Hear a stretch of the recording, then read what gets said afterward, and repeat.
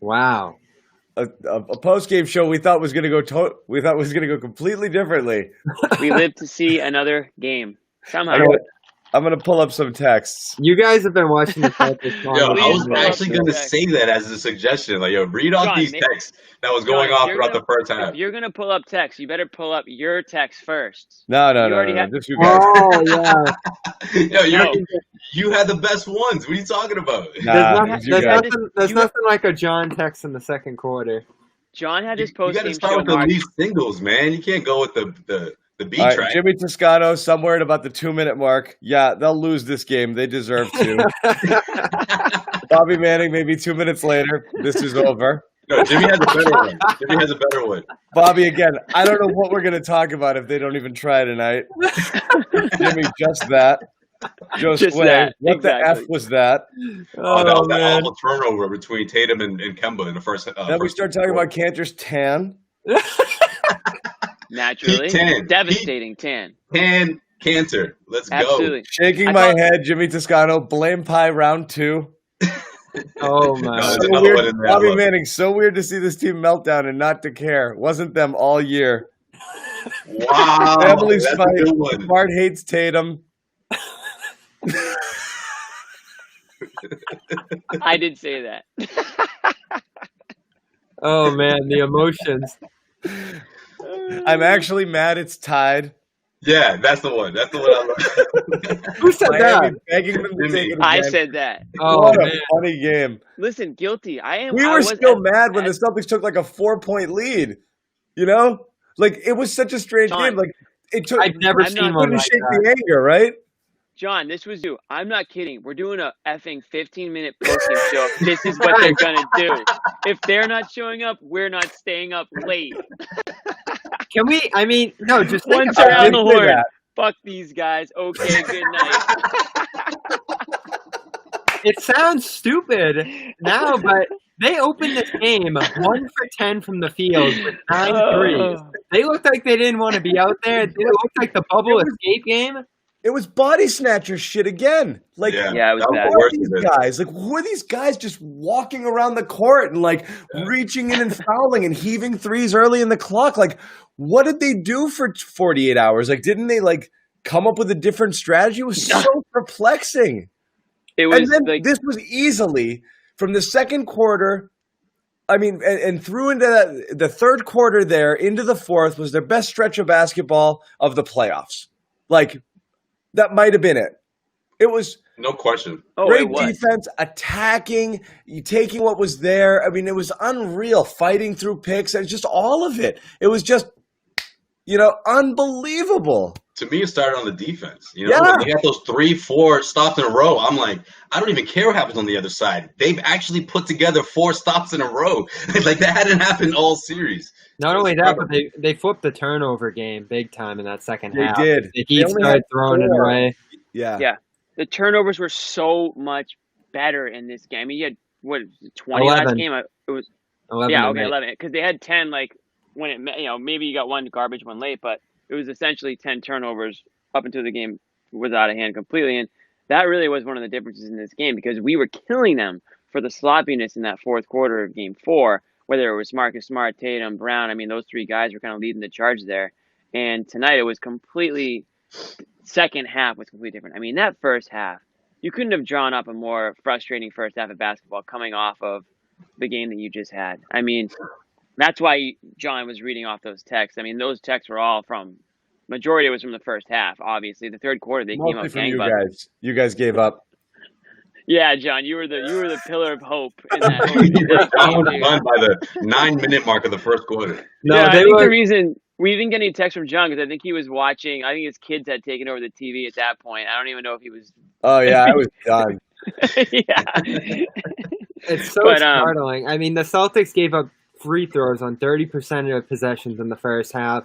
Offensive rebounds on 30% of the possessions. Like, this was as bad as they've looked all postseason in that first quarter specifically, not the first half. And then by the third quarter, Miami's starting 1 for 10. It's breakout layups, great diagonal passes, drives and kicks for 3. Like, the offense, the defense, it just shifted on a dime. No, I think a lot of this is self-inflicted by Miami, but I think at least 50% is Boston turning it up defensively. Miami played a dog shit game, but I mean, I was like 3/4 of the way through my why Jason Tatum is never going to lead a team to a championship column, And I was ready to say, and how good was he tonight? And I had to set it on fire. I was just deep diving Tatum stats, and I was going to kill him. For me, he did the same thing. He showed up. And you can't be a transcendent star and do what Tatum's doing in these first quarters. And then he does, and then he completely turns it around. It's unreal. I'll tell you what it is. The 3 possessions at the end of the third when he got free throws on 2 of them and then got to the bucket, I think it was, in the third one.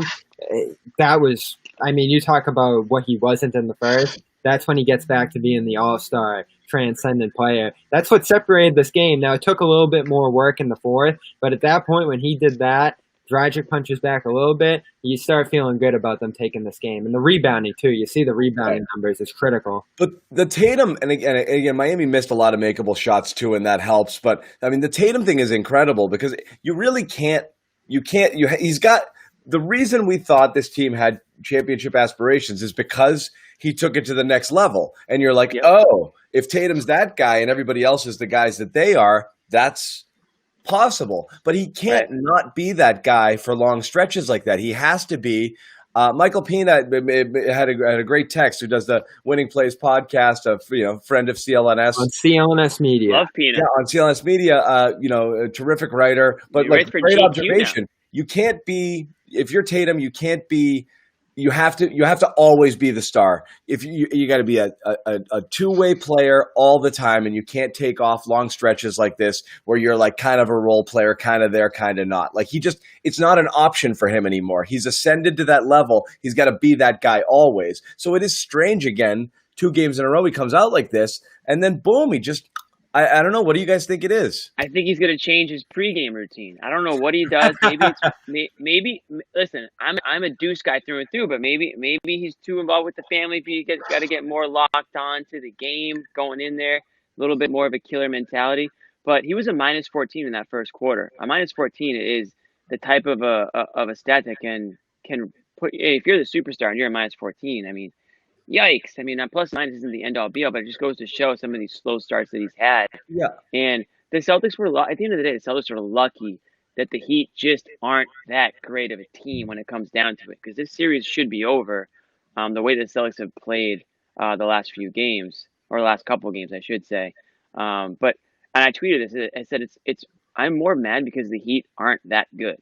And it's not to say, I'm not to take away, their record is their record in the bubble or in the playoffs. And they do play like a team, all the things that you need to do to win. But when it comes down to the talent aspect, the Lakers, they're a really good team. You can argue the Clippers should have been a lot better than how they finished. But the Celtics should be ahead in this series, not behind. So for them to come out the way they did in the second half, again, showed me what they're capable of. It's just a shame that they put themselves in this hole because now there's no room for error now, And that's the thing. It going back to Toronto, it continues to feel like it's a matter of choice with the Celtics, where it's like if they choose to focus, be aggressive on offense, moving the ball around and attacking, and then taking care of the ball, and then on defense, just keeping the defensive intensity up, not committing fouls, just that. Almost always the results are positive. Right. But it's a mentality thing. It's not look, you have games when shots don't fall, fine. But again, it's always a mentality thing with them. Is when they play that way, aggressive on both sides, they're usually creating distance. They've built big leads over 2 of the best teams in the East on a consistent basis when they do that. And then when they don't, and they just go back to 3-3-3-3-3 and that's what they did. Yeah. That's what they did to start the game. Remember, 8 of their first 9 shots. 8 of their first 9 made 1. And that's their Achilles. That's their Achilles heel. When this team starts to rely on the lazy threes, is it a millennial thing? Maybe it's a millennial thing. Just trying to get the easy. Yeah, Bobby, no, it is a lazy thing to do. even you play pickup one-on-one, you're dying at the I park. legitimately answer that question. No, because I've done it too. I've been dead in a one-on-one game, been like 3 or 4 points a game.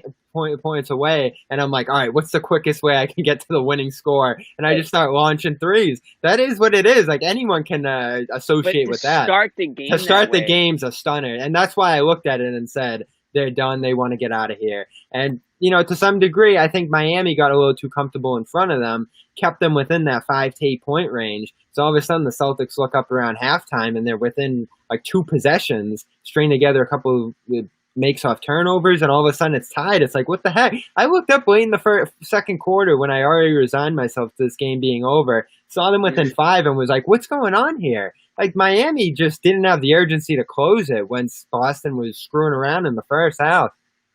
Yeah, it sounds like hero ball. Like that's exactly what it looked like to me in that first quarter. And then it seemed like throughout, even when the Celtics were up big, Marcus Smart is just like, is he gone rogue? Is he just like on his own agenda at times? It seemed like he was making those hero shot attempts again in the first half. I can't take it. John, his turnovers were driving me nuts. The charges is one thing, but some of those careless passes, I mean, it's a bit concerning if you're going to look forward to the next game. Because if Marcus can't play like that, there's no way Celtics going to win if Marcus is playing like that. I'm sorry, but hey, they pulled it up. They pulled it off today. Obviously tonight, Jason Tatum went nuts in that second half. Attacking the rim, though. See, that's effort. That's the kind of effort I saw. And who was doing that, Joe Sway? This is why I still defend Smart. He's the guy getting to the rim, making the passes from the 8 assists again. Not the only one who's getting to the rim. When Tatum in the second half was getting to the rim, Brown was going to the rim all game. Jalen was great. So Jalen was great. He was great. Yeah. I tweeted before the game. I officially apologized to Jalen. I officially apologized before the game. I said, I'm sorry for saying that Jaylen Brown takes too many shots sometimes. He needs to be the guy to carry the Celtics team if they want to go anywhere. It's in writing. I had to make my formal apology. But I didn't want Jaylen Brown to do it 30 in Game 6. Come on. Exactly, because listen, nobody else is willing to, sort of carry that load or is able to carry that load. So Jaylen Brown's suddenly become like your consistent guy out there who is physical. He plays both sides of the ball. He turns defense into offense, much like Marcus Smart does, but Marcus Smart is much more erratic on offense with the decision making, with some of the shot selection, turnovers, not so much tonight, but sometimes. And I don't want to say too much because Bobby's got a soft spot in his heart for Marcus. You can't say anything about Marcus Smart when Bobby's on the show because he comes to his defense. But the bottom line is because he beat my Raptors. I got to show him respect. Yeah, the bottom line is Jaylen Brown was tough for you guys. Was the difference maker, I think, tonight. He was the steady hand when things were borderline going off the rails in the first half. And who? And that's Kanter, guys. Come on, guys. Oh, Kanter.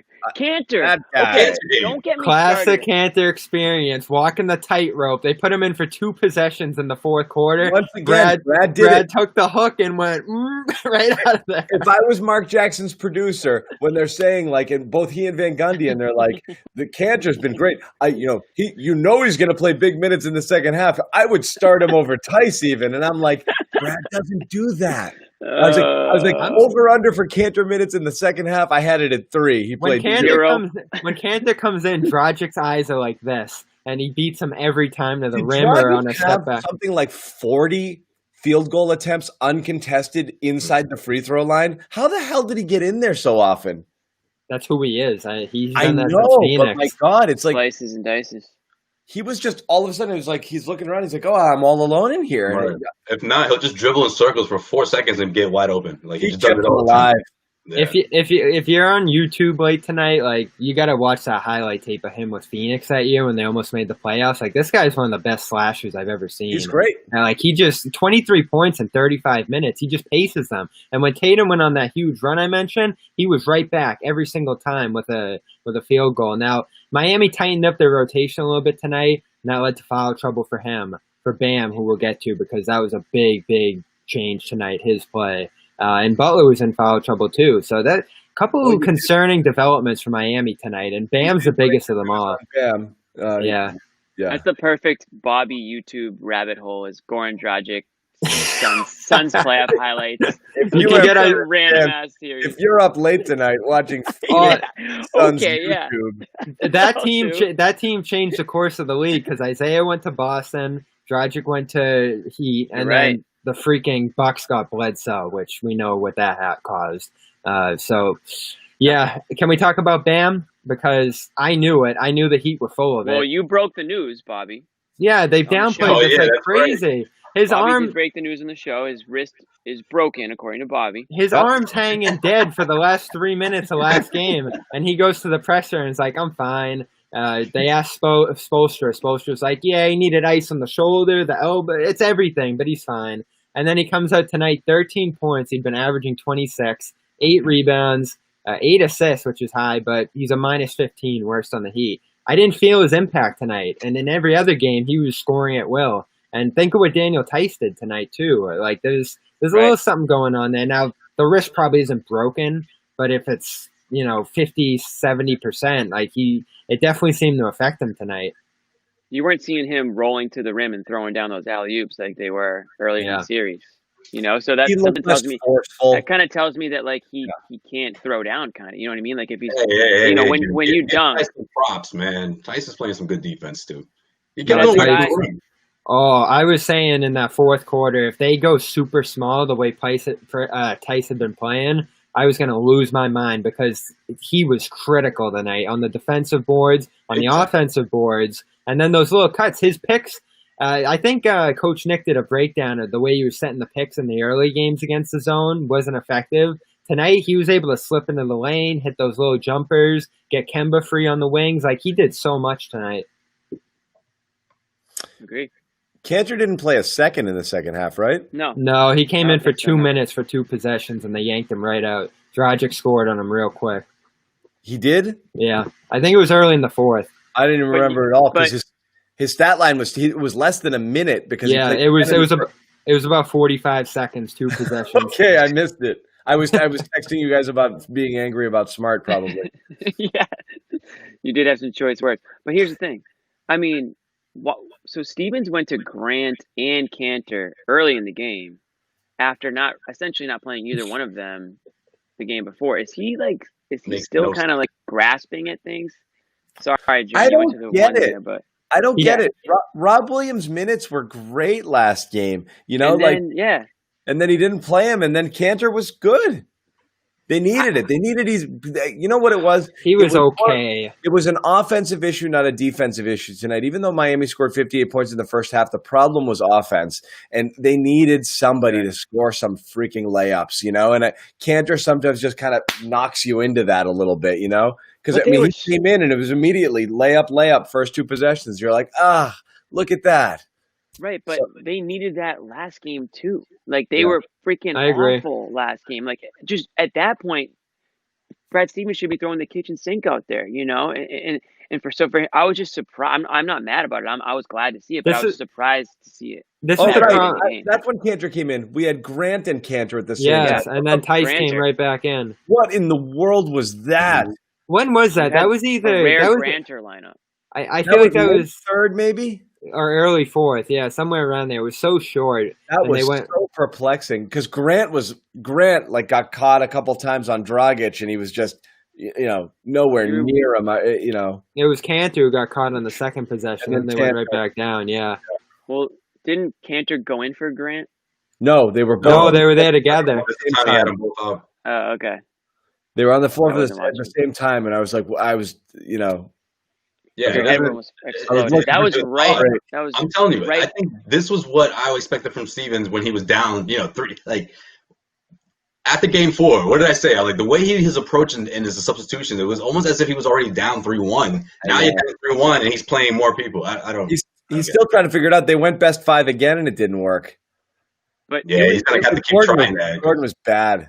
Hey, so I'll give this to him though. Spoelstra's kind of doing the same thing. Like they went back to Olynyk tonight. They went back to Iguodala on the wing. They're trying to find that something there off that Yeah, bench. they're throwing back and forth at each other. And Olynyk was okay tonight.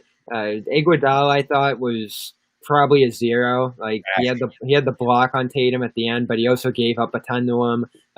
His minutes feel a little forced. right now. But you know what, though? The Celtics essentially played their best 6 guys. For the majority, this was a very short bench. This came down to 7-on-7, and the Celtics had more. Exactly. This was a very short bench. I mean, Kanter, Williams, and Wanamaker totaled 22 minutes. So, I mean, you're pretty much playing your best 6 guys, right? I mean, and that's playoff basketball. And I know, and the Celtics have a weak bench to begin with, so it makes it even that much more. Like, it makes that much more sense, in my opinion, for them to go heavy on those starters, because when you get into and listen, Brad Wanamaker's had a great, playoff run, and Grant and all those players, they contribute when they do. But at the end of the day, I want to see the starters in there as much as possible. Mix in Smart, obviously, mix in Hayward, whoever, it is at that point. But yeah, if we think Stevens is second guessing the rotations, I got to hear now. Kanter enters at 2:03 in the third. Tatum hits a couple free throws. Dragic scores on Kanter. Tatum goes to the line again, and then in between the free throws, they took Kanter out. It was from 2:03 to 1:24. It's weird to coach that scared, though. Again, it happened every single game when they one bucket is so short on that second on the bench quick big minute in the second half. Yeah, Tice got 40 seconds with the 2 free throw trips. All right, I'm going to play Brad Stevens. Brad Yeah. Stevens talking about them being together. I mean, we're prideful. Like, we want to do well. The 4 teams that are here are really good. They've had great years. They're also in the arena and on the stage where everybody's going to be talking about them and try to dissect them and break them down and all that stuff. So our deal was to come out and play, come out and compete, give it our best shot. And I thought we played pretty well in the second half. But we're going to have to do it again and again because of the position we're in. But we don't get caught up in all that other crap. We just, we're trying to be our best. We care about competing. We care about representing our team and our organization well. And we care about each other. And that's why you compete. Maybe it was just that he was mic'd up. Brad seemed a little feisty tonight. Oh, yeah, big time. He's fired up. He had it. I mean, he was down to his last option. It's like, okay, if you heard angry Brad on you guys, get mad Brad. He was feisty. For sure. He was going at the refs a lot. Mad Brad, I like it. So he's in the bubble too. We talked about the players. They got their phone. I'm sure he heard a little bit. And if you even heard 10% of the talk around the team the last 2 days, for him especially, it was hot. It was hot takes, some crazy takes. It got hot in Boston, especially on the radio. I don't know how, but Bobby, hot take. Brad's 500 in the playoffs. Some of it is warranted, right? People get really defensive. Right. Some of it is warranted. I mean, obviously, I have no idea what everyone's saying on the radio, but listen, when you have a must-win game like you did in Game 4, and your team comes out like that, you better believe you're gonna get criticized until the next game. You know what I mean? When your team has more talent and you almost pissed away last series, and then you lose this series, they look at the coach. That's every sport, every team. Why is Brad Teflon to this? Because you don't have a better option. It's not a better option. That doesn't matter. This is how sports works. When the team underperforms, they look to the coach always. And then Twitter, the coach doesn't throw the passes. We know that. We're not friggin' idiots. We know the coach didn't turn the ball over. It doesn't matter. That's the point. When players underperform, they look to the coach. It's not always his fault, but that's what happens. There's a line, though. And I don't think any of you would have thought fire Stevens if they lost in 5. We're not saying fire Stevens. I'm not. No, I know. I'm saying that's the line people start to cross. I mean, sure, but you're always going to get those people. But there's also like the somewhat reasonable people who say, "Hey, wait a second, like something's off here." That's fair. The Celtics shouldn't be in this position. They shouldn't have came out the way they did. They shouldn't be getting torched. The zone shouldn't be confusing the way it has been after all this time. You dealt with it with the Raptors, you're dealing with the Heat. And for you to say, oh, you can't criticize Brad because there's no better option, the two aren't connected. You know what I mean? Like there's no reason that like one should mean the other. And also I'm not saying get rid of Brad Stevens. I don't want that. I think he's the best guy for the job. But nobody knew Brad Stevens was on the radar when Doc Rivers went to the Clippers. So we don't really know what options are always out there, right? So a guy has to be held accountable when his team shits the bed The Celtics came out and they did what they had to do tonight. And if they can do that again on Sunday, listen, Brad's not coaching for his job. No, he's not. We're all sure of that. No, John knows that. That's why he's pissed about it.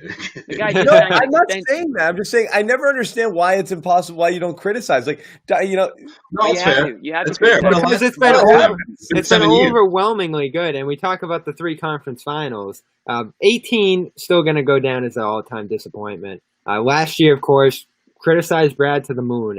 Last year was a disaster. But you look at 17, overachievement, and then this year, probably a little bit of an overachievement too, relatively. That's what we said last game too. Yeah. Which is why we're not calling for his head, but you can still listen. Yeah, overachievement based on game one. Defensive about it, right? But based on game one of the season, yes, this is an overachievement. But based on what we know about the Celtics now, based on what we know of the teams that they've played against, they should be beating these teams. So when they don't, you have to question what's going on behind the scenes. Is it a coaching issue? Is it leadership? Is it a player issue? I mean, we criticized Tatum, we criticized Jaylen Brown, we criticized Marcus Smart. We got to criticize Brad Stevens too. Let's shift off Brad. You know who I thought was good tonight? Kemba. Despite the fact that the stat line wasn't really gaudy, he had good spurts. Yeah, he played hard all game, defense all game, aggressive all game. I thought Kemba had a pretty solid all around performance, even though he wasn't really lighting it up. But he was fired up, I thought, all game long. Certainly on the defensive end, we were killing him over that last time.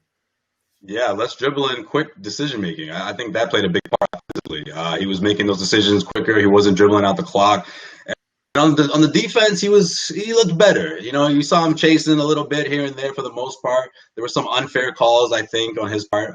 There were a handful of calls that I think he earned.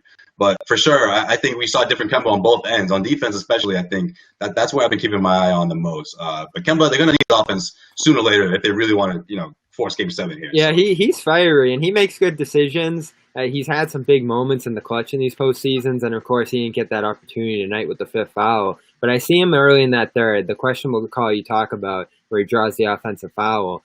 He was fired up, and then there's some plays where he doesn't draw the 3-point foul where he probably should have, where he's getting intense, and he's not yelling at the refs, he's not putting himself at risk of a technical, but there's a fire underneath him, and we don't give him a ton of credit for the defense because the effort usually is a little futile for him, but the effort he gives, the positioning he puts himself in, it's all stellar. He's rarely out of place. Even when he gets lost, he finds a man, he communicates. He's been sensational. But, John, I'll throw this back at you. You actually mentioned this last postgame show. The closing lineup, Tyson for Kemba. They teased it in Game 4, got away from it quickly because they had the option to put Kemba in there. But tonight with 5 fouls, Brad got a convenient excuse to run those 4, Tice, and it was sensational. They blew Miami out of the water in those 5 minutes where they've been so bad. Yeah, it with a lead, that lineup makes sense. When you need buckets, it's hard to have a lead. Yeah, but again, But they've pissed away these leads late. But we've been talking about that. With a lead, I like that lineup. I like that lineup. We just talked about criticizing. I mean, who's gotten more criticism than Kemba Walker has over the last 2 series, right? Toronto, especially. Yeah, and you like you said, Bobby. I mean, these guys, they've got phones in the bubble. They've got going to get this better, Jimmy? Who? I'm just kidding. Exactly. I know. But my point is, he's seeing. I'm sure he's seeing some of it or hearing some of it, and he wants to go out there and prove that he belongs, on a winning team in this situation. And again, I mean, you can make the case that every game is the next biggest game of his career. I know that the guys on TV had like a mini debate about that earlier. That was goofy. Yeah, it was. Obviously, I'm so I don't know. Way too long. I don't know. UConn might have been his biggest game of his career. Are we still there's nothing like a Game 7 NBA playoff. What time is it?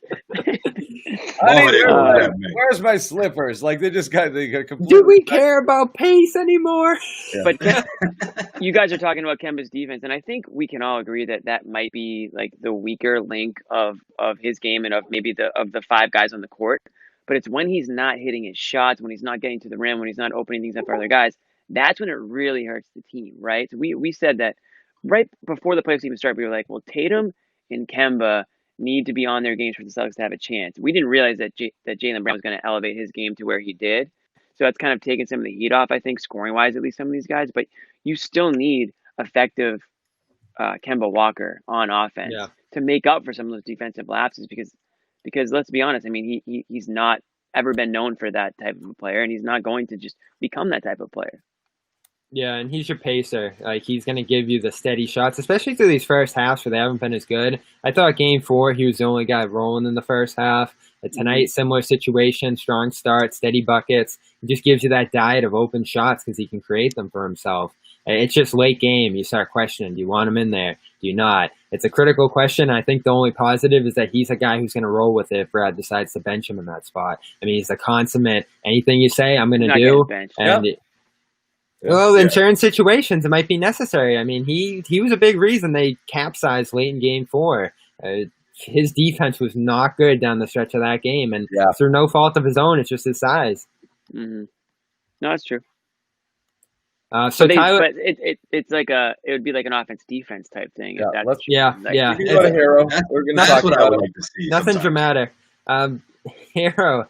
They held them down tonight, finally, right? 37-14. That was nice. He saw a little bit of Jalen tonight. He saw a little bit of everybody. But I mean, it also just wasn't. I mean, he was fine. Well, then that goes back to Kemba. 37 last game. I mean, that's what it is. Let's face it, he wasn't going to come out and drop 30 again. But yeah, I'm actually kind of surprised he had 14. He finished with 14. I thought he had less. Yeah, so, I mean, so I saw a jarring stat that when Kemba was guarding Hero, that he had 25 points on like 14 possessions, and that's like a fourth of the points that they scored in the game. So they got him against Kemba often, and he can shoot right over him. There were a few scary moments from him tonight. A couple of those shots were in garbage time, so they realistically held him under 10, which was huge. Yeah. The tricky thing with Miami, and this is what I've noticed about them at this point, Butler's been so passive. And it's worked for them. Tonight, that all season though, but tonight they needed him a little bit more up front, especially with Bam being a little slower. I just think the Celtics are in a good position if the Heat are saying, all right, Iguodala, Hero, and Duncan Robinson are going to be our lead guys offensively. The gap, if the Celtics lead guys are playing on their game, as we see tonight, is just massive. And Hero can be great. Good game tonight, great game in Game 4. But you need a little bit more from Butler. Just a little bit. Like, he hasn't been bad, but the assertiveness, especially in the fourth quarter, I thought he was going to start charging. They were down, 7, then 10, then 14, and he never came. I think Jalen needs to keep applying more pressure on him. Like, there's one thing I took away from this game. I just feel like who's that, Hero or Butler? Butler. I just feel like Jaylen Brown, like, he's become so important now. I mean, he's always been important, right, in this entire series, but I just feel like when he's flowing, when his offense is going, it's not only contagious, but it also opens up other shots. Like, when he's sulking, and we saw it early in the series, right, when he's kind of like sulking that it was a Game 2 of the fight or whatever, like, it's almost like when he's in the corner, it helps Miami. It's like another defender for Miami, and he hasn't done that in the last couple of games. And in this game in particular, I just feel like he's been a lot more active on both ends. On the offensive end, it just really makes the offense look different, especially when the shots are going down. Like, that's what scared me a bit in the first half. But again, with this Celtics team, it's all about the second half. Like, we have no idea what team's going to show up after halftime. I have no idea what to think going forward now. Exactly, me neither. I'm like, just wake me up for halftime, and then I'll figure it out from there. Because at this point, like, you have to throw away the first half most of the time in these games because you don't know what you're going to see after halftime. Passive was a good way to put it with Butler. I was surprised by a lot that like outside of Dragic, it seemed like there was almost everybody on the Heat was fairly passive tonight. I mean, if you look at the shot distribution, again, I know this is their team, but it was Adebayo 5 of 11, Butler 5 of 11, Crowder 5 of 12. Yeah, like Robinson 7 of 15, Hero 6 of 12. Like, Dragic had the most shots with 17.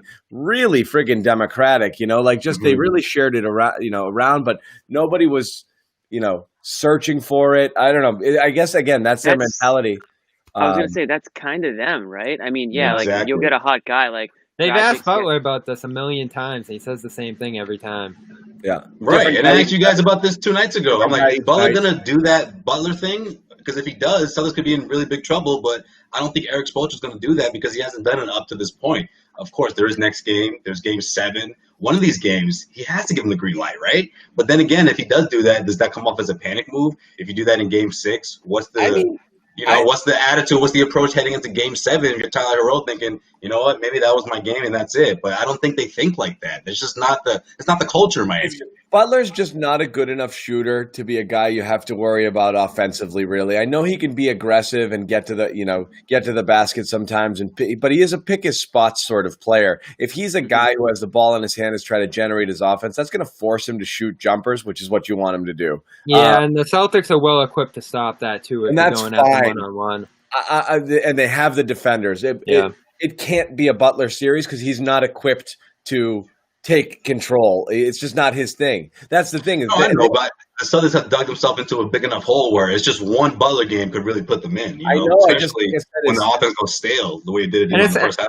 It's not even him like trying to score all the points either, though. Like he can get on the ball a little bit more because they leave it to Dragic. Butler floats. He can hit the corner three, but overall he's not a good 3-point shooter. So when he floats, when he's playing the back line, it does help the Celtics get in the paint and protect it a little more. You know what else has been helping too? Jay Crowder's ice cold right now. I was just going to say that. I was just going to say all the Crowder threes. That could keep going to the end of the series, man. He's really down on himself. It's bad. Now. It's bad. They're hitting the back of the rim. Yeah. He's bad. No, he's not. No, he's not. And you're John going to say that. You have to watch this guy. John never liked this guy. I mean, he came into the series for the first 2 games, 40%. Okay? If you're Jay Crowder and you're averaging 20 points throughout the playoffs, throughout the first, 12 games, it's going to be a huge drop-off. I don't know how this guy fooled so many people into thinking he's something. Right. I'll tell you why. Do we have to do this? Because I'll get into this. A weird place, John. Some people have been balling, man. It's been a surprise. The one thing Jay Crowder did was unseat Jeff Green. He ended the Jeff Green era in Boston, thankfully. I'll never forget like the game where Crowder came off the bench and Jeff Green was having a horrible game. And Crowder just dominated. And everyone was like, this guy Jay Crowder, he wants to play, he plays hard, he's a gamer. It was like everything Jeff Green wasn't showing that he was. And that kind of flipped the role, and that catapulted Jay Crowder into like Celtics legend status for a while. He changes the feeling around the team a little bit. I mean, he did a good job in Memphis. He's done a good job in Miami. There's been a couple others. Oh, he didn't change the Cavaliers. Him and Isaiah were secret agents over there. But in most teams, he's improved. But he is what he is. He's Jag Crowder, just another guy. Crowder. Fine. He's perfectly fine. Yep. He's a 5-3. He's a 6 through 8 guy. Okay, when you're relying on him for stuff or for offense. Ooh, man, did the Celtics rely on him too back in those days? That's what I mean. Here, the Celtics did because they didn't have anybody else then, and that's why people liked them. But Miami shouldn't be if you get bonus Jay Crowder points or minutes or whatever, great. But that shouldn't be something you're counting on to a team like the Celtics. Yeah, right. No, that's true. I just think guys like that really like that. That's how Miami puts together wins against teams like the Celtics or whoever teams that they're measured up against where they seem like they're the underdog. Like guys like that, a couple threes, here and there, and they're into it. Jay was a little into it, but it seemed like he was all in his head.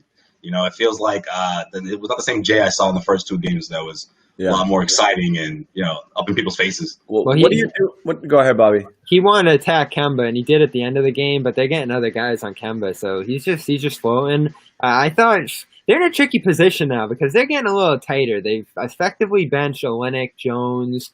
You see Solomon Hill, who gives them nothing. I don't know what Spoelstra's looking for there. So effectively, try Haslam out. I was just gonna say that. I was waiting for the Haslam timeout. I can't believe we saw it tonight. I was like, they gotta do that one timeout where there's Haslam, the wily veteran who these kids look up to. Oh, Tyler Herro's like, whose dad is this? Like they got smoked right out of timeout too after his big speech. I've never met this guy. Whose dad is this? Yelling at me on the bench. Yeah. Like you see the look Solomon Hill's got going too. It's a quarantine look. He's still got it going. He's still in quarantine. He stays in his room. I swear. Yeah, like he hasn't. Doesn't even chill by the pool. Doesn't do nothing. He hasn't paid a visit to William Rondo, the bubble barber. How about speaking of Heat nobodies, because not nobodies, but guys who are just not part of the team anymore. Kendrick Nunn is completely they've lost so many guys, Jimmy. They played 7 guys tonight, and you boil it down to the Celtics 7, to the Heat 6. you boil it down to both these teams' top 7. The Celtics have a little bit more in there. Like the strength of the Heat's supposed to be their bench, their That's depth. it. It's kind of like what happened to Toronto. Playing. Yeah. So not playing. Yeah. So when you boil, you're right, Bobby. When you boil it down, when they shorten these rotations, you have to like the Celtics personnel over the Heat personnel. Now, whether or not these guys can put it all together and play as a team and play their style. Sorry, this guy. I just looked at the comment section for a second. This guy, in all caps. None had COVID. Did he? Okay, buddy. Oh, so he did. He did. Bro. He did. Yeah. Well. Hey, everybody's affected differently, Joe Sway. Sorry, Jimmy. Sorry. Go ahead. That's true. No. Hey, none had COVID, so hey, he's a survivor. So good. He shout disappeared. out to him, Wasn't he all rookie second team? He's a 0 in the series, pretty much. I thought he was first team. No? He might have been. He was all rookie team, first or second. I think Heat fans are completely out on none. I can only imagine that they are. I don't know why they wouldn't be. When he did play, he was a complete. It's incredible. He was the starting point guard. In Game 3, they squeezed him in for some important minutes, and it didn't go well. It's weird to see them thin out the way they are. And all of a sudden, like, you even looking at the 5th spot in their rotation, we talk about Crowder, who was decent tonight. He gave them serviceable minutes. But you're seeing Iguodala, not what they expected from the trade, at least in this series. And then, that's it. Iguodala? Can we talk about this guy? Tatum smoked them. I don't know if enough people are talking about how Iguodala got traded to the Grizzlies and refused to play. He never showed up for a single game, a single practice. It was an awful look. His Grizzlies teammates, young teammates like Ja Morant, those guys were publicly being like, F this guy. They needed him too. Right. Iguodala, if you don't want to be here, then get out. That's right. That's a good point, yeah. The reason why Iguodala never showed up because they all assumed that the Grizzlies were going to suck. They weren't going to be part of anything. Well, it turns out, as we all know, the Grizzlies were a good team this year. And they drafted really well. They played together as a team. And they were like, screw Iguodala. You don't want anything to do with this. We don't want anything to do with you. He forced a trade to Miami. So not only that, he made the Heat sign him to an extension. Yeah. So they got him for next year. That was like the amount of power he I think it's an option though, but still, yeah. No, he's fully guaranteed for next year. We had to mention that. All right. We have to mention that on the show because I know there's some Heat fans. No, you're right. They need to know that this guy's a freaking fraud. So Jason Tatum talked after the game. Let's poll you guys. Who do you think he gave a shout out to for credit for the spark? Deuce. Are you giving us multiple choice or? Nope. Deuce. Jimmy. For the spark. Smart. Bobby. That's probably Marcus. Brown. Nope. Let's see. Those guys was big time tonight. They play with a lot of effort and heart, and especially Ennis. He's been in this league a long time, and he's in a unique situation where, never knows when he's going to play, but he's always ready to give us that boost, that spark. Both ends, especially rebounding and giving them the ball in the low post. And that just shows that he's how good he is, and he's a professional. He's always ready. Ennis freaking Kanter, the didn't see it. Boy. Hey, I was this guy some love, man. Show him some love. Unbelievable Turkish tan. His tan game, A++ tonight. Devastating. This brings me back to something I said during the Toronto series. It feels like every ball handler on the team has like a center that they like setting their picks. Kemba's Tice. Said that. Smart's Williams, and Tatum loves Enes Kanter screens. Like you have your personal catcher. Yeah, no, I've noticed this. You said the exact same thing. Yeah. No, I find that interesting because it feels like Kanter sets these like ginormous wall screens that Tatum can burst to the rim off. And so, I think that's something they probably found in those Kanter minutes is you can get Tatum going a little bit too. I got to give a quick shout out to my dad. He actually said that to me during the game that Kanter was the spark, and I just kind of laughed him off. And sure enough, he's going to be texting me now about that. So your dad and Tatum. Celtics got back to winning the big the only battle. two guys that think that. I'll say I'm this. a big Kanter guy. I am too. Bobby Despite is the the Greek, Bobby's the Greek Kanter Turkish hater. friction over the years. I'm a Kanter. I'm very fair to Kanter, and I feel the same way about him. Brad does, as you can Well, see. basketball nerds don't like Kanter. That's what it comes down to. That's really what Me it and comes down Brad. to. Me and Brad are like chums. It's Spot full on. defense. The pick and roll. Which might be true, but whatever. I think he helped him out. I think he Points are good, and then It was- Remember when he first signed? Everyone's like losing it because some people were confused. They thought just because he was so big that he could automatically protect the rim. Guys, we have rim protectors, and that's Kanter's like, no, you guys don't. Like, People were scared he was going to be the starter, and he was for one game. one game. That's right. Yeah, that's how scared Brad was of Kanter. He started him for opening night and never started him again. Was it OKC and Donovan with the Yep. hot mic Yep. with Kanter, and he's like we can't have him out there right now. We can't have Kanter out there. He's just getting Unfortunately, that's going to be the defining moment of Kanter's career if the Celtics don't win it all this year. we can't have Kanter out there right now. It's too He's bad. a nice guy. He's such a popular guy too. Yeah, and he's been on so many teams now, and he's earned that reputation. Like, who else has had a reputation on defense like that of just being awful? Because I can't think of anyone who Isaiah maybe, deservedly so, but like I can't. He tries so hard. That's a different type of. Doesn't have the feet issue. for it. He just can't get back on. It's so weird too, because he botched a couple layups tonight too. Like He did. Kanter's Kanter. You love him, you hate him, and it all happens in 5 minutes. You take the good with the bad. You can say that about you can say that about Marcus Smart too. I'm glad he's here. Right? I want him back next year. I do. Does a lot of things. Like I said, the offensive rebounding. I mean, the things he does, nobody else does, and Right. sometimes you need He it. scores quickly too when he comes into the game. Yes. He was 3 for 3 within like 6 minutes. And he just gets where he gets the ball and he He has so much uses his damage. body and he just moves people out of the destroys way. those wings. Exactly. Yeah. So, And you know what? John- I hate. Go ahead, Jimmy. No, just gonna say to what John just said about how he moves people. Maybe you have a banged up Adebayo, and you want a big body in there like Kanter to push him around and get a little physical with him, pick up a couple fouls, right? Maybe that's just part of what they're trying to do. Make it uncomfortable for him out there.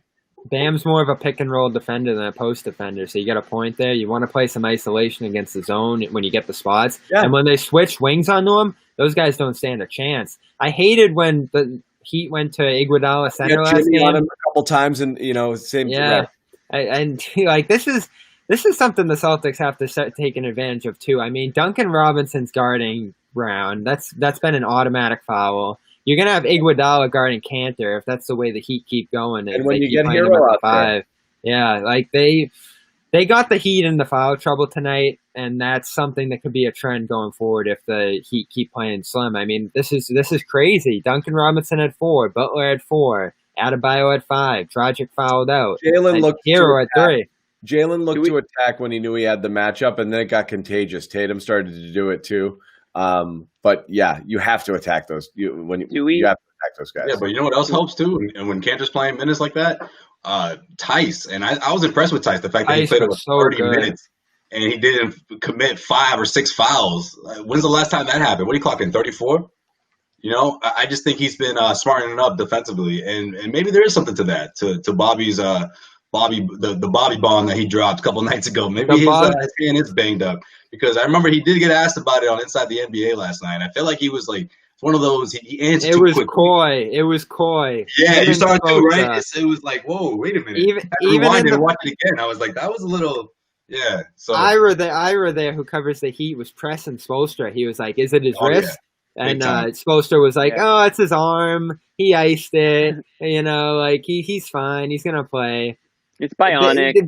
This is the series. I mean, Spoelstra and Stevens are in a contest to talk less in the series. Like Spoelstra did a 59-second pregame tonight. Like they aren't saying anything. Oh, the other day he did a 21. It's the same thing, Yeah, so like they aren't saying anything. I was editing it. I was like, is that it? Right. Yeah, these guys are so paranoid right now. This is what we talk about with the lineups. I know we're highlighting Brad a little bit more, but Spoelstra's all over the place too. They're like, we don't want to give the other side an inch strategically. That's because Riley. I feel like his approach. Don't friggin' say a thing. Right. Yeah, true. I feel like in that first quarter, like Duncan Robinson not only got the green light, it was almost as if Spoelstra said, if you touch the ball, dribble up and shoot a three. It was like he was just forcing the issue, but in a good way. And I'm like, this guy it looked like he's aiming for 40. But luckily, like you said, Jaylen Brown got him into foul trouble, and that really rattled him offensively. And he's gotten into foul trouble in every game, so that's a big problem for them too. It's almost like he was looking at what happened in the last game, like that should be me. Like, damn it! Like if I can just stay out of foul trouble, I could have had the Tyler Hero night. That Tyler had. 3 of 11 from 3, so he didn't even do the only thing he does well. He didn't do that. Yeah, he had 17 at halftime. I'm thinking he's going to keep going, but he was the first quarter hero tonight. So true. I feel good about the series right now. I think Isn't that amazing? I think a lot of but the other side to that though is there's still so long to go. There's still so long to go, and they put themselves in such a bad position. Each game, when they take the court, you think that the Celtics have enough to win, and so you always look at it one game at a time. And again, Miami played another shit game. Again, Miami's played not a great series. It's amazing. No. Again, maybe that's just who they are. But they, as you said, Bobby, they friggin' annihilate Milwaukee. The Celtics are a tougher matchup for them. They're not playing a great series. It's just those few spurts to win games 1 and 2. That's the whole series comes down to that right now. Yeah, couple of stretches where the Celtics just collapsed and Miami hit everything. Without that in games 1 and 2, this is a completely different series. My fear game 1's been their best game. Yeah, I'd roll with that. And my 2 fears, I guess, is the Butler thing still creeping. Like, when's he gonna go off? Because it feels like it's creeping. What's gonna be the Butler game? And that could be what seals the deal. Yeah. And then I look at go off. Not like fourth quarter, like he kind of did it in game 2 with those steals out of the zone and the breakouts. But still, that was a little mild for being the front man. And I'm a little worried about Hayward too. Not worried, but you're getting modest production from Hayward. You're getting about worse 3 games in than he did in game 1. Yeah. So those turnovers hurt. No, the alternative's worse, but. The alternative's worse, but he wasn't moving well at all. Yeah, and 4 for 9, 10 points. You take it. His defense is fine. He rebounds. He's what we said about him. We said he's a -2 in this game. The alternative is better. Wow. You're right, but it's still 30 minutes. If he was just eating semi minutes and whatever semi and Grant minutes, it would be closer to 21, 22. He's playing 30 minutes, which means you're putting him out there at times where you're looking for him to do stuff. And when he's not doing it, you start to wonder whether it's too many minutes. ESPN even highlighted it. I just feel like when he's going through the motions in those ISO situations where he's looking to attack offense. Exactly. He's not giving you that, He's looking for a pass. Like, he's looking for the best option to give away the ball. Where before, when the star's on the bench, that's when he would eat. That's when he would start going off and just, putting up points with that second unit and being he's taking it if it's there, and if it's, but he's right. But he did have he had a couple in the second half. Late. He did. That's true. Yeah, he had a couple late. I mean, he had 2. Oh, go ahead. No, I give him credit. He's probably fighting through a little bit of pain. It's unlike Stevens. Sure. It's unlike Stevens to a guy out there that's not ready to be out there. But for him to play 30 minutes, I mean, that tells me that Gordon's telling him, like, let me play, let me go. I want to be out there. I want to contribute. I want to do whatever I can. Otherwise, he wouldn't be putting those minutes up. I mean, Brad's not opposed to going to Wanamaker or going to Semi or whoever, Grant, Moore. You know what I mean? You just put those extra 10 minutes up in a bunch of different ways. So, I mean, we all said we're not going to get 100% Gordon Hayward when he comes back. We get Mike get closer to 70%. And I think that's kind of what you're seeing. And honestly, I'll take it because Gordon Hayward's. I don't know. We can talk about Game 4. I don't think Gordon Hayward lost you Game 4. I don't think he's going to lose you a game. I think he's going to help you win a game. No, you're right about that. Yeah, there were only 2 stretches I think of tonight. He had a nice breakout, which was important. I mean, they trusted him to finish off the pass there, where Smart didn't do that earlier. He got the star off the ground. Yeah. So that was important. I think he had a layup in the alley-oop. It looks like my dog, like just trying to jump up for a treat. Like, that is the Hayward special, right? Although we know his history on that play, which is tough. I mean, that probably sticks with him. It's like when you're playing taps. That one guy is like, "Yo, man, you didn't get off the floor on that one. I swear, man. I did. Nah, man. Yeah. Throw it up. Why? Yeah. So he had the turn around the lane. He had a good one like that in game 4 too. But then there was a bad stretch later where he took the 3 early in the clock before the 2 for 1, and then he had the turnover right after that. So that was a little bad stretch right there. That was really bad. But you're right. You're right, Jimmy. Right at the end of the third. You're getting 30 minutes of fairly just even basketball where you'd be negative. So right now, that's your takeaway with Hayward. Yeah. The one thing we haven't talked about, and I don't even know if it's worth talking about, but Heat fans. Carson Edwards? Well, that's okay. There's 2 things we haven't talked about.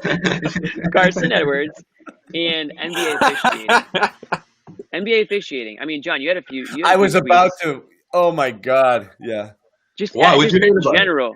It's just they're missing calls on both ends. I mean, whether it's fouls, whether it's missed goaltending. The Kemba 3 was what? They gave the Celtics a lot. Wrong every time. It was every time. Every challenge was like, they didn't do this, but he did this. I'm like actually, no. Right. It was that and not that. Both challenges were wrong. It was offensive. I was cracking up, but Mark Jackson was like, "What are we doing here? Why is this taking so long?" They got everything Van Gundy wrong. was pretty vocal too. Yeah. They half and half so many calls on review where they're like, "Yeah, I'm looking at the." Did he win the review or lose the review? I don't know if it was a foul. Right. I'm going to reverse the call, or I'm going to say it was a foul, but I'm not going to have him shoot. And it was they half and half so many of them. Remember game 4? This is actually the rule, I think, but they reviewed the Butler charge, or the Tatum charge on Butler. And they overturned it, but they didn't give it to Miami. They did a jump ball. Yeah. Boston gets the ball back and scores right off of it. It was like making shit up. They're like, yeah. I don't do it. I was gonna say, the Toronto series, that was their go-to. It was, we don't know, jump ball. You know? Yeah. Like, what? No, and the two. It's like. Sorry, go Bob. The 2 plays that drove me crazy tonight, they called a kick ball on what was a hold on the ground. I don't know who could have kicked it down there with everyone on the floor. Then they called the Kemba 3-point foul on the floor. I'm like, what? But overall, the Celtics got a good whistle tonight. I mean, Tatum gets 14 free throws. I didn't think Dragic was a foul. It's the same shit. Yep, I agree with that. Did it last series. I'm driving for a layup. My knee's going to go up. Get your friggin' nuts out of the way. We're reviewing. We're at the We've point gone now. over this before. Like, that's my space. I don't care that you happen to have your nuts right there where my knee is. Like, I'm going up with the ball. Or it's like your face is right in front of this guy's elbow and you want to get an offense and you want to get a foul on the shooter. It's like, dude, your face is literally, I'm trying to take a shot. Right. Here. My elbow goes up and you put your face there. Right. So that to me it's like walking into a punch. The one thing that's really, really pissing me off is this hostile act reviews. Remember when it first happened, Celtics Bucks, they did the hostile act and we were all like, hostile act? Well, I've never heard of this in my life. What the hell is a hostile act? Now it's like 3 times a freaking game. Feels like we're getting hostile act reviews for just complete nonsense stuff that was nonsense. You would normally never review it. Is this a new thing now? We're just doing hostile act reviews? Yeah, we just do it. I mean, like, what was that even a hostile act review for? That was it's like if anyone gets tapped in the head now, it's a hostile act. You guys saw the end of the Lakers game. Ruins the whole flow of the game. It does. The end of the Lakers game last night was special. Special officiating. Let's just say LeBron got some leeway guarding. I've heard all about it. Well, because the Lakers went to the league about it, right? Yep, they did that too. What I don't understand about the official. Shout out to Coach Malone for the best comment after the game, though. Yeah. What was that? He goes, maybe I don't know how to go take the right protocol about what the Lakers did, but maybe I need to do that, to get some help for the Nuggets. Oh, right. It's so. I mean, we talked about in the Toronto series. It's such a typical part of postseason procedure to file your formal complaint with the league or sit on the podium and take your fine just to get that leeway, the swing back. Mm-hmm. Luckily, I don't think that's been a big part of this series. It's just been bad both ways in the series. When did refs start? I agree.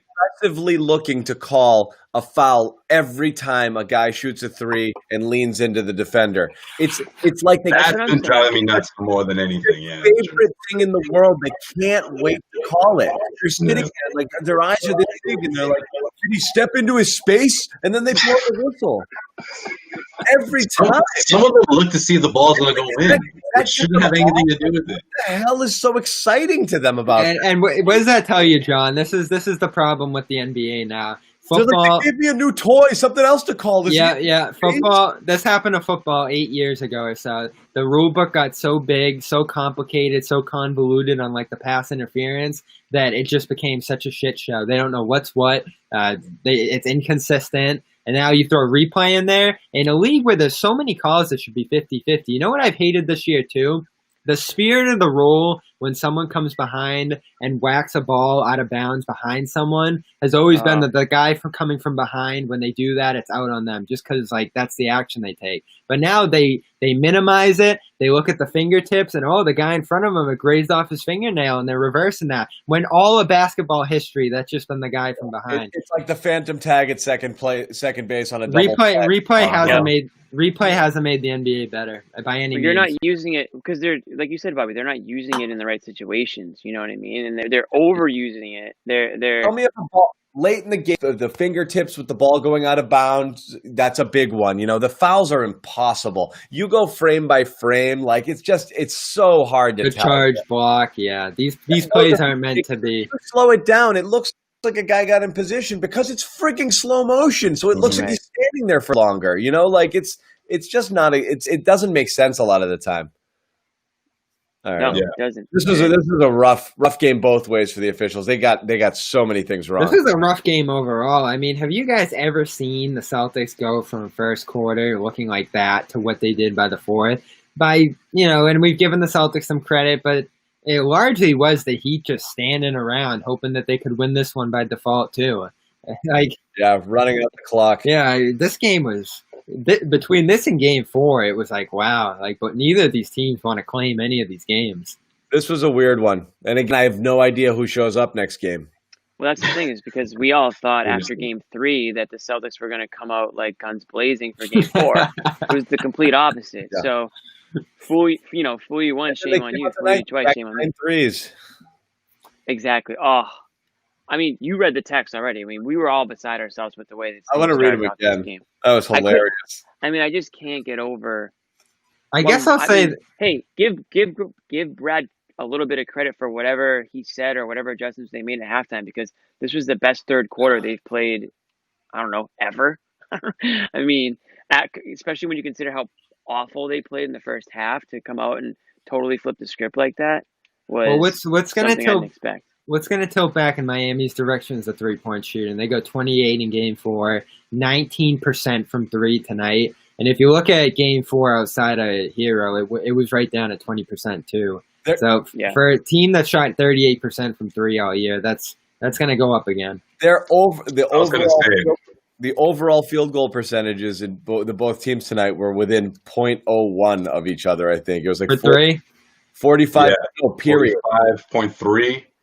45.2 for the Celtics. Yeah, 45.3, 45.2. And the Celtics were only about 30% from three, too. So, I mean, shooting-wise wasn't it. I mean, the rebounding was huge in the Celtics' favor. The layups killed the Celtics in that department, too. So the number ended up being 12 and 11. At the end of the day, a few of those were late. Really, the Celtics took care of the ball all game long. Assists, both teams. I'm not looking at it now, but I think it was like 29-27. Actually, it was nailed it. Yeah.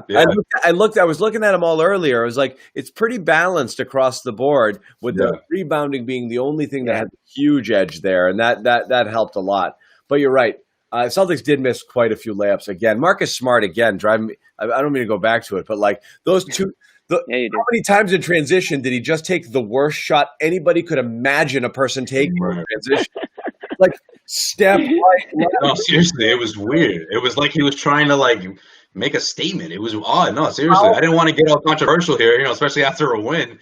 But I was thinking that too. Oh my God. He rogue. It's like he's doing whatever he wants out there. He's either foul. Sometimes good, sometimes it's going to be bad. Yeah. Either that, or he thinks degree of difficulty helps him because it takes the pressure off when he makes these crazy shots. But That was twice he didn't give it to Jalen because he hates him. The layup in transition was weird. Fact. He just twisted himself into a knot on that He play. had a layup right there. Why did he twist? He went from the right side to the left side, and his body was contorted this way, and he's trying to shoot over there with Bam on him. Like, why did you go across your body towards the defender instead of shielding it and like trying to go up this way? The ref stared at him. Oh my God. It was. Are you serious right now? Like, that was the most obvious. Like, just go for the layup. It's right there. When it got to 60-60, I said it could be 70-60 because they missed 2 layups in transition. Kanter missed 2 layups. There was another, I think it might have been Hayward missed a layup too. Like the string of shots that they missed at the basket in the second. The one when he did that, and then the one when he was the breakaway, and he was just, I don't know, he just missed it. It wasn't. It was more of a short shot, I think, or was it a layup attempt? I don't know, but he missed it. It was 2 feet away. Yeah. Oof, Smart had quite the game on Smart both though, 1 turnover. So give him that. Smart and Kemba each had 1 turnover. So when your guards are protecting the ball, that goes such a long way. So the passing was crisp tonight too. No, that was huge. The not turning it over. I mean, because that's what we get mad at about the most. They lose this game if they turn it over. Probably that's as close as it was. Right. That's the killer more than anything. It's like settling for those threes and turning the ball over on offense. It just kills you. And Miami isn't that good of a half court team. We see it again tonight. You keep them out of transition. They're like a 45%. They're not going to be 20% from 3, but they can't produce good threes in the half court either. You got to get the second half effort of the Celtics, though, because when they get caught behind those screens, when they're, you get those, what we saw in the first 2 games, it's difficult because they can get going. Things. It's Bam on the pick and roll, and when you're switching into the matchups that they want you to be in, those are the 2 things that get them burned in those half court games. For sure. When they're not doing that, and again, they it seemed like Bobby, you tell me, were they switching less tonight? Celtics overall, with Tice out there, you don't have to switch as much. Right.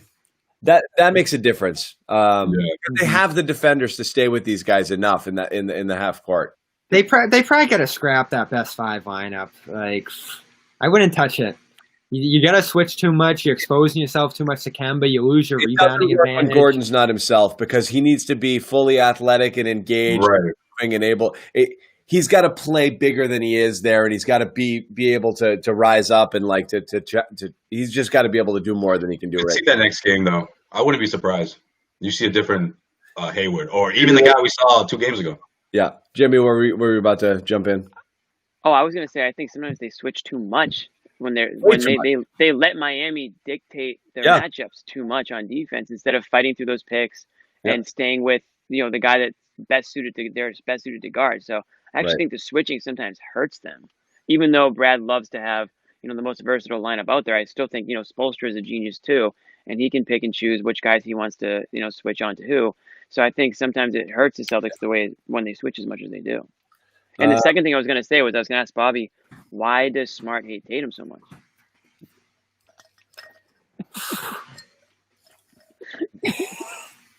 I'm just going to do the Bill. I'm going to do the Bill. I'll do the Bill Belichick with that one. Just not answer it. I wouldn't ask Belichick that. I think I would skip that question. We got another one. It's Sunday, 7:30, thankfully. So slightly later. But we're back. So let's go around the horn and let's end this thing. What team comes out in Game 6, Josue? If the Celtics limit 3-point shooting and get out to a good first half start, they don't have to have a big lead, but just not what we saw tonight because you're not going to survive that second night. I say the Celtics. If not, forget it. Miami wins. Series over. Yeah, if Bam is still not himself, if you can play Tice and have him be as effective as he was tonight, Miami's a little bit thinner, loses one of their biggest advantages. This one's going 7. Jimmy?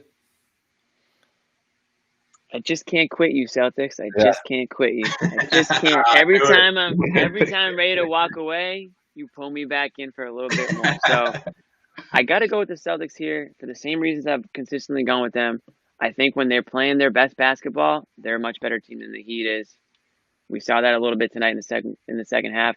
The only thing I'm concerned about is consistency. I mean, we saw how they came out in Game 3, put up a stinker in Game 4. They come out playing well second half of Game 5. I have no idea to expect Game 6, but I'm going to trust that they want to ride this momentum. I will say this. The Heat better treat this game like a must-win because I don't think they want to get to a Game 7 with the Celtics after 2 straight wins, and the narrative starts to change, and the pressure is now suddenly all on the Heat. So if you're the Heat, you definitely want to win this game. Surprise again, Jimmy. Not you, Jimmy Butler. If he gets if he gets in the zone, or if he just feels any type of itch to take over and say, you know what, I'm going to bring this team to the finals, it's going to happen. I'm just not worried about a Jimmy Butler game. I'm worried about that too. That doesn't necessarily mean a Heat win, right? Like if he gets too into it, that could be a good thing for the Celtics too. If Jimmy Butler is taking over the offense for the Heat, it's because nobody else has anything going, and that's bad for Miami. I'm more worried about like Dragic. You know what I mean? Like that dude. Right. He's a killer.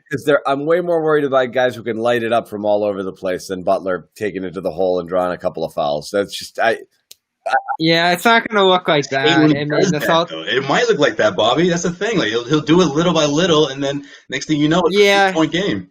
Well, what he'll do is he'll get to the free throw line, and then if the Celtics are feeding turnovers like they've been, that's where he'll kill you too. Like it's not going to be him. Yeah, he'll run the pick and roll too. I'm surprised they didn't do that more tonight.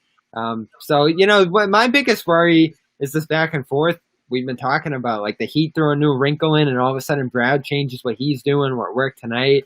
There's an inconsistency in lineups. There's an inconsistency. Yeah. Who knows? Like, you might see none pop back in there. They might do an Olenek Bam thing. Like, they didn't run a lot of zone tonight, believe it or not. That was another thing. I mean, that didn't work well in their favor. So they probably will bring back more zone next game. They will. For sure they will. My thought I share with Bobby, I think if Bam is legit hurt, that changes the whole thing. Because that was the clear edge Miami had in the series.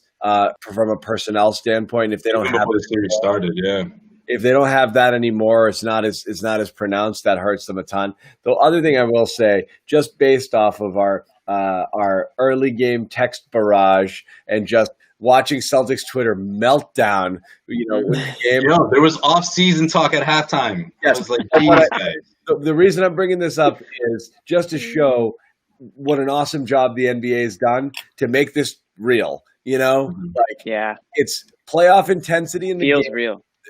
With the fans, where fans are losing their minds the way you would when the real games are going on. It feels real. It's everything about it has been an amazing job. Like we're deep into the playoffs here, and it feels like you're deep into the playoffs. That being said, John, I had the tweet ready. But when the Celtics lost tonight, I had the tweet ready. Fake season, anyways. Like I was just going to tweet that fake season, anyways. Doesn't even matter. That's happening regardless. Yeah. Fact. No. Fake season. If they win, then it was the most impressive. If Miami and Denver were in the finals, we'd be like freaking fake champion. All this for Miami, Denver. Look at these really? Miami, Denver fake. LeBron, Celtics not real. Doesn't count. The Celtics pull it off. It's the most impressive. It's the most impressive win, in my opinion. That you could have. It's more impressive than a real season because of everything they had to go through. Well, this is what's different about this year. If you do think the Celtics could come back and win this, 3-1 comebacks in the same postseason. That's a little nutty. This would be the bubble. This would be the third. Yeah, that's ridiculous. It's going to be 4. Yeah. Then we'll have Denver, Boston. We didn't even think about that one. Yeah, that's going to be fun too. Yeah. The Celtics will probably lose that series too. Game 6 Sunday, we'll be here for it. The same crew, Jimmy Toscano. 7:30. Woo! 7:30. That's nice. Joe. Celtics win that game. We may have our guy, our Emerson guy. I think he's hiding right now. Dylan. He'll be back for more. And Bobby Manning. Celtics blog, CLNS Media. Thanks everybody for watching. Game 6, maybe Game 7. Let's do it. One game at a time.